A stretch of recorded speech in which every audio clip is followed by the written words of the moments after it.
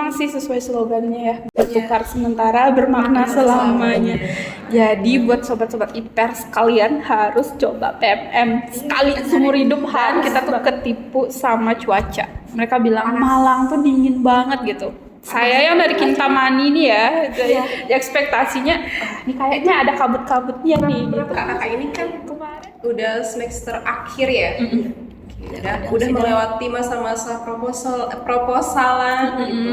Jadi bisa sharing nggak sih gimana cara cari judul proposalnya mungkin? Oke, kalau cari judul proposal sebenarnya tergantung dari pengalaman dulu ya. Kita pengalaman kalau dari saya sebenarnya sih udah mempersiapkan itu dari semester 5 karena semester 5 itu kita Jadi temukan dulu permasalahan di lapangan yang ingin kalian teliti itu seperti apa. Misal, kalau di penelitian saya, siswa itu kesulitan untuk mengerti tesis, terlebih di SMK karena tesis itu tidak ada di SMK. Jadi itu permasalahan. Kakak kan pernah nih jadi tim inti di UKM Persmasika ya. Ada kesan menarik gak sih selama 2 tahun belakangan ini untuk UKM Persmasika? Kalau dari saya ya. Sebagai anggota UKM Persmasika ini sebenarnya cukup disesalkan ya karena nggak terlalu bisa aktif karena kan kita ikut kegiatan lebih sering di luar gitu. Jadi kalau sebagai anggota ya kita cuma menjalankan tugas tanpa sebenarnya terlalu berkontribusi banyak sih. Itu sih yang sangat disayangkan sebenarnya. Karena kan fokus kita kayak kemarin kita ada di luar dalam jangka waktu yang lama, kemudian program fokus pembelajaran juga kampus mengajar. Jadi ya bisa dibilang nggak terlalu berkontribusi banyak sih dalam kegiatan selama jadi anggota UKM. Bisa disebut kita itu anggota pasif ya. Iya. Kita anggota pasif ya di Persmasika. Jadi di tahun pertama perkuliahan ya pas kami baru semester 1, semester 2 itu Persmasika ini belum ada. Ya, Jadi masih UKM jurnalistik secara general ya. UKM jurnalistik ini pun tidak aktif teman-teman. Jadi kemudian pas sudah kita semester 4 kayaknya ya, kemudian Persmasika ini kan mulai dirintis, kemudian teman-teman dari IPERS ini bergabung, kemudian akhirnya Persmasika ini dibentuk, kemudian difokuskan divisi-divisi yang ada. Akhirnya kegiatan dari Persmasika ini berjalan dengan sangat baik. Jadi walaupun kami sebagai anggota pasif ya, tapi kami sebagai penonton di belakang layar kami melihat bagaimana perkembangan di media sosial, bagaimana perkembangan dari Persmasika, bagaimana posting-postingan dari Persmasika. Kami cukup bangga Persmasika ini bisa hadir dan bisa menjadi salah satu UKM yang bisa dilihat ya, bisa diperhitungkan di ITP gitu.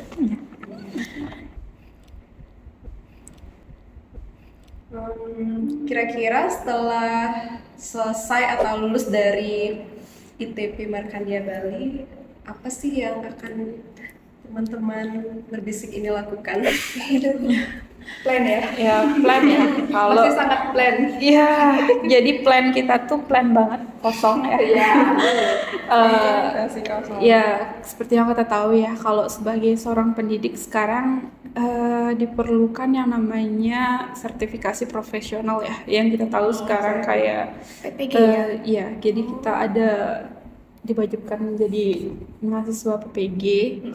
Jadi mungkin plan saat ini ya karena kita juga terlambat dalam menyelesaikan sidang skripsi dari waktu yang kita tentukan ya karena satu dan lain hal seperti waktu, terus ya dosen pembimbing, terus kemudian dari subjek yang kita teliti juga. Jadi adanya hambatan lah di sana. Jadi penyelesaian ini nggak bisa.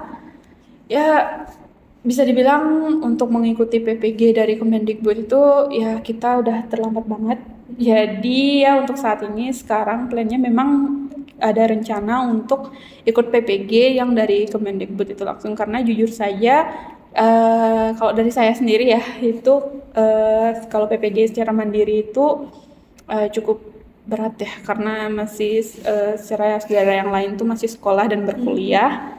juga. Jadi kita tunggu untuk PPG selanjutnya. Saat ini sih masih nyari-nyari sekolah pengabdian ya, karena kebetulan cukup sulit juga karena satu dan lain seperti dana dari sekolah itu mungkin tidak memadai dan lain hal. Jadi ya kita lihatlah alurnya dulu seperti apa, kayak like it slow aja, slow by aja. Ya, jadi kita ikutin alurnya, kita lihat potensi-potensi yang lain gitu. Ya. Sebenarnya bukan terlambat sih ya kalau hitungan kita, soalnya PPG ini kan mulainya Mei, maksudnya ini kan secara nasional ya, dari panitianya maunya mulainya Mei, penutupnya Mei, sedangkan kita baru bisa sidangnya bulan Juni gitu. Jadi kalau mau ikut PPG, kalau saya sebenarnya ada banyak rencana gitu kan, rencana banyak ya cabangnya. Kalau ikut PPG, kalau mau prajabatan berarti saya mungkin ikutnya tahun depan. Tapi kalau bisa prajabatan harus tertanda ke sekolah dulu. Nah, sekarang saya sudah mencari sekolah yang dekat dari rumah itu ke SD. SD itu masih untuk pendidikan bahasa Inggris itu harus 2 sekolah gitu. Terus baru dapat satu sekolah ini belum ada. Jadi masih menunggu kepastian nih satu sekolah. Kalau belum ada ya cabang rencana yang lain lagi gitu. Jadi masih banyak pertimbangan lagi sebenarnya, masih ada banyak pertimbangan dan juga kita nggak bisa langsung gegabah gitu kalau ikut PPG ataupun mau ke sekolah. Kita kan harus perhitungkan dulu apakah itu kegiatannya tidak merugikan kita, tidak membuat kita lebih kesulitan atau gimana gitu. Jadi buatlah banyak rencana gitu. Buatlah banyak rencana, kalian harus perhitungkan bagaimana hal-hal yang akan terjadi dengan rencana-rencana yang kalian siapkan gitu. Jadi banyak rencana yang sekarang ada gitu. Tadi kan udah sempat di-mention kalau kakak kemana-mana bareng gitu ya. Apa benar kakak dijulukin Upin Ipin berdua? Dan kenapa bisa ya dijulukin Upin Ipin? Oke, sebenarnya ya gimana ya, karena memang kemana-mana tuh selalu berdua ya. Bahkan Anik sendiri tuh sampai rela pindah kelas karena kita tuh beda kelas sebenarnya. Dari semester 2 kan. Pas semester 1 itu kan COVID ya, kita masih kuliah online. Namanya kuliah online masuk ke ruang Zoom ya, semua kan masuk ke ruang Zoom. Tapi pas semester 2 itu kan udah mulai offline nih, udah offline. Keluarlah data kelas, ya kelas B, kelas A gitu kan. Terus nanya, apa pindah ke kelas A? Kelas B. Kok mau pindah ke kelas B ke kelas A? Di kelas A aja. Pak yang sering saya ajak kemana-mana di kelas D. Cuma enggak Pak cewek gitu.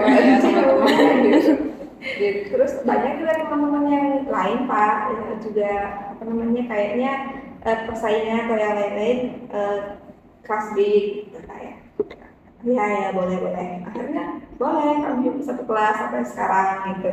Pembimbing aja yang beda. Tapi kalau revisi sekarang enggak.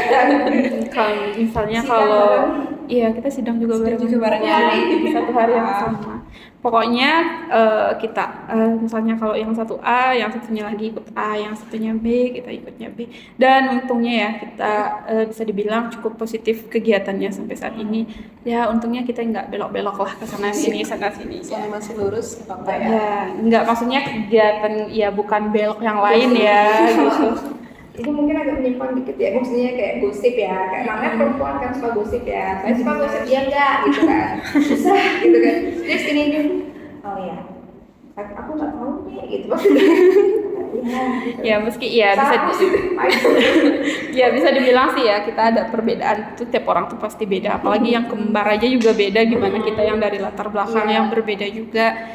Ya bisa dibilang Upin Ipin versi kita tuh ya apa-apa tuh pasti sama gitu.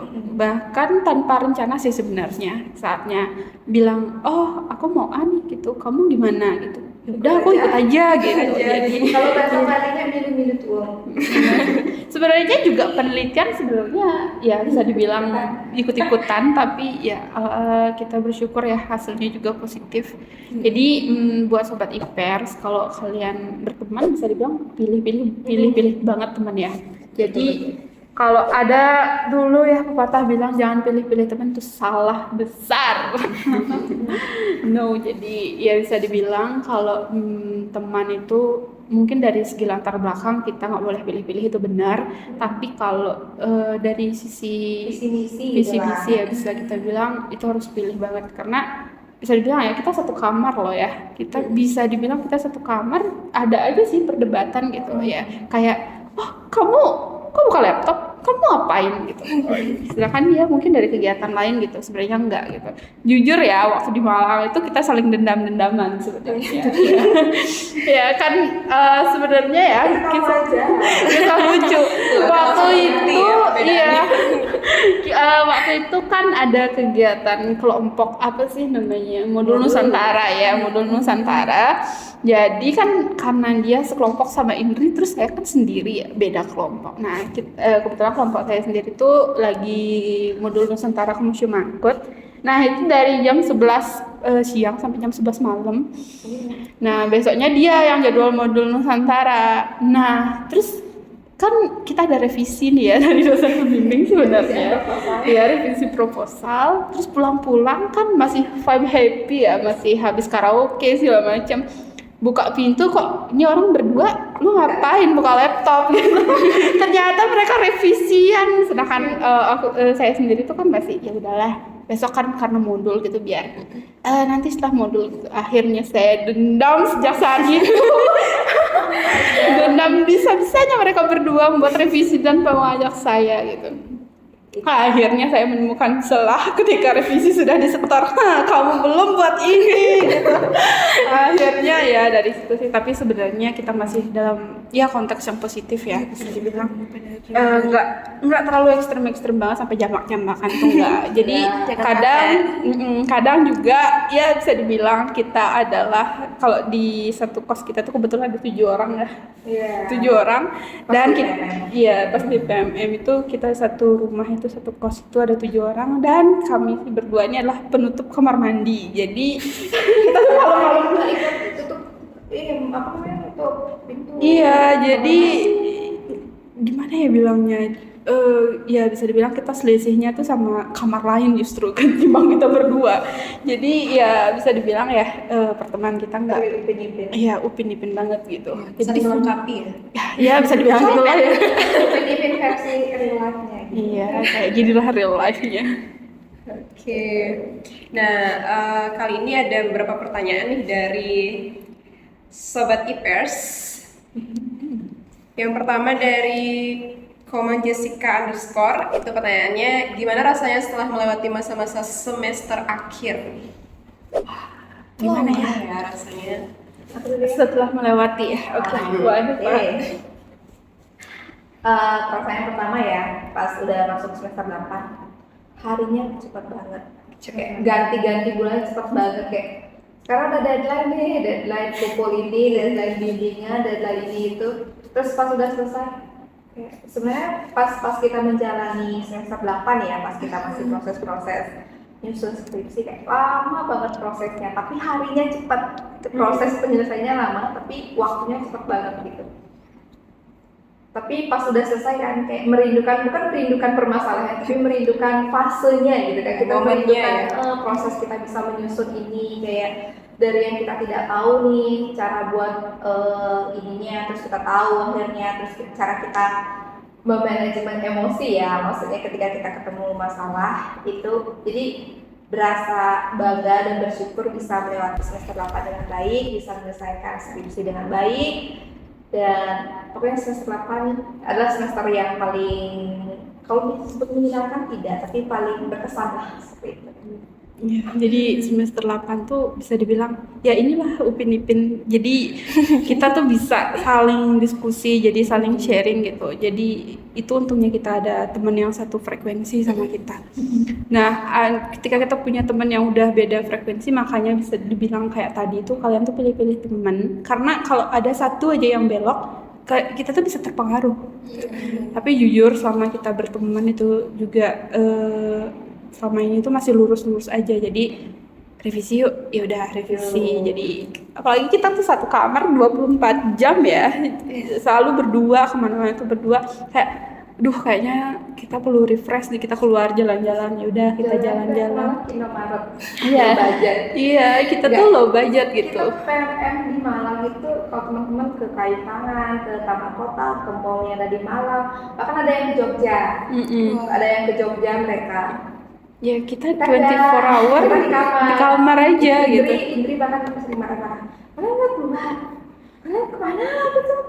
Iya, paling kita tuh Ada ya, bukan capek. males Keluarnya aja sih. kan. Males dan juga ya jarak kita yang bisa dibilang ya tempat refreshing kita yang paling bagus ya di Super Indo sih. Jadi keliling-keliling nyari buah gitu di sana, terus nyari stok mie gitu. Apalagi saya tuh penggemar mie banget. Bisa dibandingin kalau di kamar tuh stok mie siapa yang paling banyak ya pasti punya Lilis gitu. Jadi bisa dibilang ya kalau jadi mahasiswa semester akhir itu suka duka bisa dibilang ya. Benar sih kata Ani tadi, ada fase yang bikin kita tuh kangen gitu. Tapi saya nggak mau sih kalau disuruh ngulang lagi tuh. Oh ya no, jangan gitu. Bisa survive-nya itu kayak bersyukur gitu. Iya. Dari diri sendiri. Gitu. Iya, apalagi kan seperti yang kita tahu problem itu bukan cuma dari kita, bisa juga dari problem luar. Ya, jadi adalah pengalaman-pengalaman bisa diceritain sama anak cucu nanti gitu. Bisa buat perbandingan ya gitu ya. Bisa buat perbandingan gitu. Kalau kamu enak gitu, aku dulu gitu. Nah, kayak gitu. Jadi mahasiswa akhir kalau kalian udah menyelesaikan semua tanggung jawab, pasti semuanya tuh gampang banget. Dan jujur skripsi itu tidak sulit. Yang sulit itulah mencari mood kalian. Mencari mood itu yang sangat-sangat sulit. Jadi ketika jujur ya, sebenarnya proposal itu produk kita tuh belum ada sama sekali. Gambaran pun masih abu-abu banget. Jadi kayak kita cuman ini layoutnya itu cover, table of content, daftar isi, sama kata pengantar. Udah nanti isi-isinya tuh gampang banget gitu. Selesai ujian proposal baru kita kelang kabut sih mikirin, wah ini gimana nih, nggak ada gambaran sama sekali. Dan jujur kita baru mengejar membuat produk itu kurang lebih selama 2-3 bulan ya. Dari bulan Februari itu sampai bulan Maret, April. Ya April masih ada berapa sih revisi dikit, sampai Mei benar-benar final banget. Bulan Mei itu final, ya bisa dibilang ya kita langsung nunggu sidang karena satu dan lain hal beberapa kali diundur juga.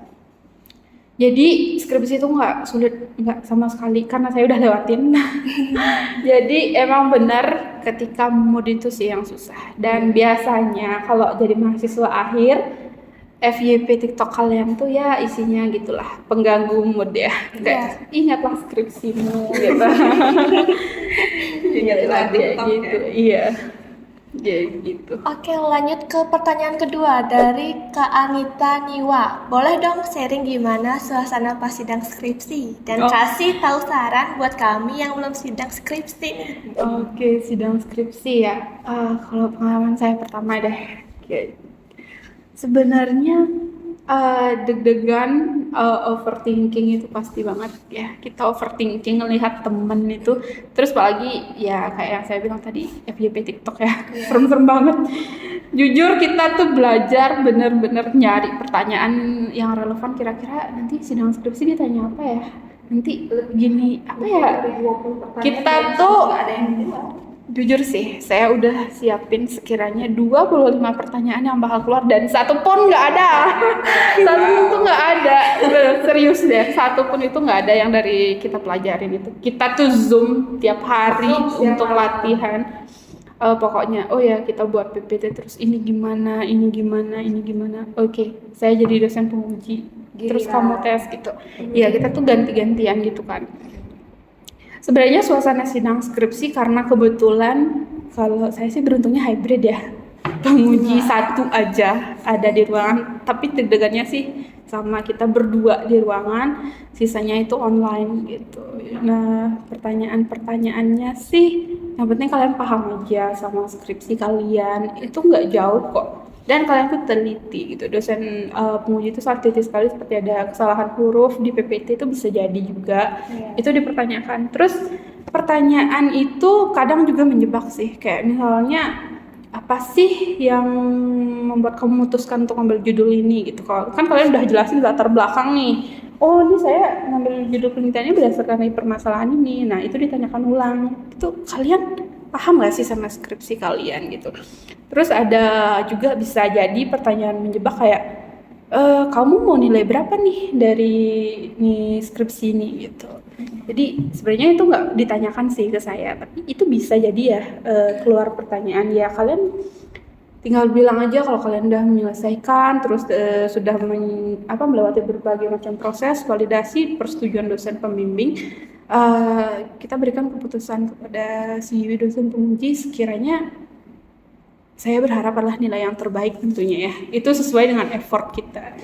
Jadi seperti itu. Terus suasana sidang tuh nggak ada sama sekali sih yang benar-benar serem banget gitu ya. Jadi benar-benar kayak cuma segini doang. Maju kalian gitu. Jadi mau ulang sekali lagi. Oh no, nggak mau lagi. Okay. Jadi nggak seserem yang kalian pikirkan, serius.